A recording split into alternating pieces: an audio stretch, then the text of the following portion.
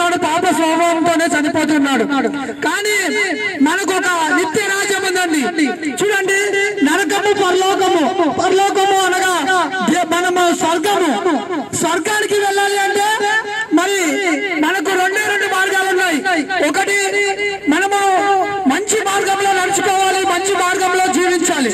అలాంటి మార్గంలో జీవించాలంటే మానవుని యొక్క స్వభావమే పాపమైనప్పుడు ఎలాంటి మంచి మార్గంలో మనం జీవించగలము? చూడండి, ఆలోచించండి. చూడండి, మనం అనుకోవచ్చు మానవుని యొక్క ఆలోచన ఎలా ఉందంటే ఈ రోజుల్లో చూస్తే నాకు ఏమీ కొనవలేదు, నాకు ధనం ఉంది, ఆస్తి ఉంది, ఆదాయం ఉంది, ఇంకా నా వెనుక కోట్లు ఉన్నాయి, నేను వాడి ద్వారా నేను దేవుడి రాజ్యానికి వెళ్తానని అనుకుంటున్నాం, స్వర్గానికి వెళ్తాననుకుంటాం.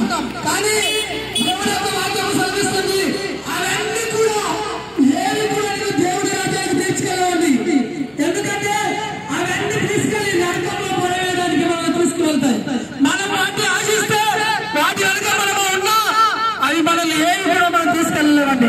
లేక మనకు ఒక మంచి పేరు కలదు, లేక మనకి ఈ దేశంలో, ఈ ఊళ్ళో, ఈ ప్రాంతంలో ఒక మంచి పేరుంది, నేను ఒక నాయకుడిని, లేక నేను ఒక బలవంతుడిని అని మనం అనుకుంటే అవన్నీ కూడా ఏమి మనకు పనిచేయవండి.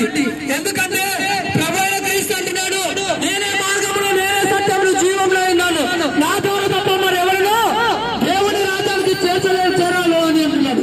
చూడండి, మరి ఆయన ద్వారా మనము దేవుని రాజ్యానికి చేర్చబడాలి. దేవుని రాజ్యానికి మనము చేర్చబడాలంటే మన పాపములను ఒప్పుకొని వాటిని విడిచిపెట్టి ఆయన దగ్గరికి మనం వచ్చినట్లయితే అప్పుడు మనం ఏం చేయబడతాము? స్వర్గానికి చేర్చబడతామండి.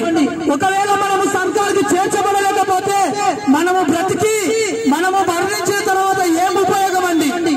మన జీవితాన్ని వ్యర్థము చేసుకుంటే ఇక్కడ మహా అంటే మానవుని యొక్క జీవితము 60 సంవత్సరాలు 70 సంవత్సరాలు మహా జీవించగలడు. కానీ మనకు ఒక జీవితం ఉందండి, అదే నరకము గాని పరలోకము గాని.